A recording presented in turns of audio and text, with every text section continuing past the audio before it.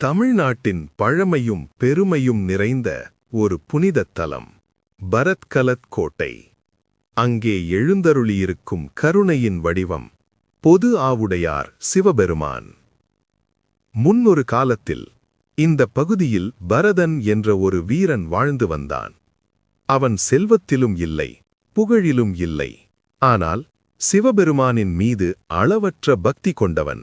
தினமும் மனமுருக சிவனை வழிபட்டு வந்தான். ஒரு காலத்தில் அந்த நாட்டில் கடும் வறட்சி ஏற்பட்டது. மழை இல்லை, விவசாயம் இல்லை, மக்கள் துன்பத்தில் தவித்தனர்.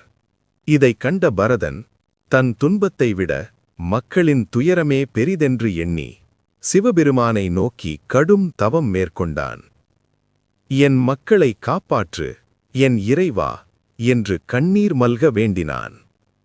பரதனின் உண்மையான பக்தியில் மகிழ்ந்த சிவபெருமான் அந்த இடத்திலேயே ஒளி வடிவில் தோன்றி, நான் அனைவருக்கும் பொது